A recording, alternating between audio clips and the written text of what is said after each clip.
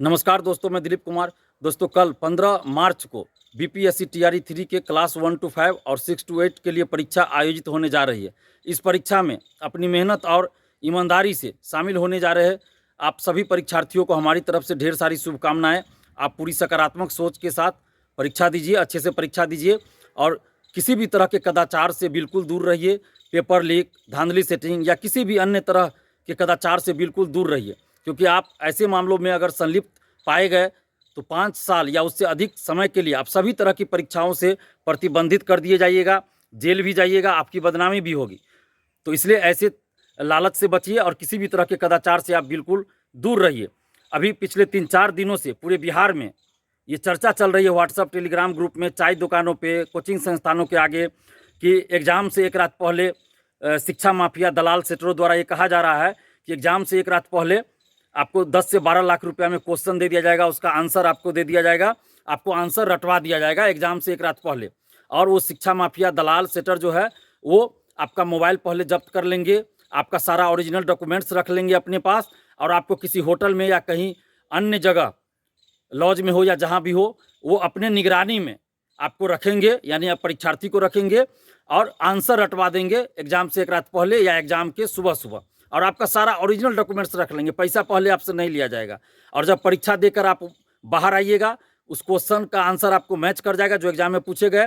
अगर वो answer match कर गया तो आपसे 3 लाख या 4 लाख रुपया तुरंत लिया जाएगा और कुछ दिन के बाद आपसे पूरा 10 लाख पुराना पड़ेगा। कहीं 10 लाख, कहीं 12 लाख की चर्चा चल रही है। आपका ओरिजिनल डॉक्यूमेंट्स तभी वापस किया जाएगा जब आप 10 लाख या 12 लाख जितना में डील हो रहा है वो पैसा 10-12 लाख जो है वो पूरा कर दीजिएगा, उसको दे दीजिएगा, तब आपका ओरिजिनल डॉक्यूमेंट्स दे दिया जाएगा। तो इस तरह की बातें चल रही है, पूरे बिहार में ये चर्चा चल रही है। तो आप लोगों से सबसे पहले हम ये कहेंगे कि कहीं भी कुछ भी संभव है। जिस तरह से पेपर लीक की संभावना होती रहती है, पेपर लीक भी होता है यूपी में, झारखंड में, बिहार में भी तो हर परीक्षा का पेपर लीक होते रहा है। लेकिन पिछले 1.5 साल से जो बीपीएससी में सुधार हुआ, जो प्रक्रिया अपनाई जाती है, उसको देखते हुए लगता है कि बीपीएससी में पेपर लीक होना अभी फ़िलहाल संभव नहीं लग रहा है। लेकिन फिर भी हम लोग नज़र रखे हुए हैं और हमारे पास कई अभ्यर्थियों ने जानकारी दी है कुछ दलालों के बारे में, सेटरों के बारे में। तो हमने वो सारी बातें, जो जानकारी हमें दी गई है अभ्यर्थियों के द्वारा बिहार के अलग अलग ज़िलों से, हमने बीपीएससी को भी बता दिया, सूचित कर दिया है, पुलिस प्रशासन को भी बता दिया है, आर्थिक अपराध इकाई को भी बता दिया, सूचित कर दिया है। हम लोग नज़र रखे हुए हैं और आप लोग से भी आग्रह करेंगे कि सबसे पहले तो आप किसी भी तरह के लालच में न फंसे और पूरी सकारात्मक सोच के साथ परीक्षा दीजिए, अफवाहों से दूर रहिए। और कहीं भी अगर इस तरह की बातें हो रही है तो आप उसकी सूचना, वैसे लोगों की सूचना आप पुलिस प्रशासन को दीजिए, आर्थिक अपराध इकाई पटना को दीजिए, बीपीएससी को जरूर दीजिए। आप हमें भी बता सकते हैं, आपकी बातों को हम पुलिस प्रशासन तक जरूर पहुँचाएंगे। जैसे सिपाही बहाली में हुआ, इससे पहले कई परीक्षाओं में हुआ, हम लोग पहले ही सूचना दे देते हैं आर्थिक अपराध इकाई पटना और पुलिस को। तो इसका असर होता है कि वो लोग नज़र भी रखते हैं और बहुत लोग पकड़े भी जाते हैं। तो आप लोगों को भी सहयोग करना पड़ेगा कि कहीं अगर दलाल, सेटर, शिक्षा माफिया सक्रिय है, इस तरह के बात कर रहे हैं, तो उसकी सूचना आप पुलिस को ज़रूर दीजिए। और मैं आपको एक बार बात बताना चाहता हूँ कि 99% जो इस तरह के शिक्षा माफिया होते हैं वो फर्जी होते हैं। फर्जी करने का मतलब वो पैसा ठगते हैं।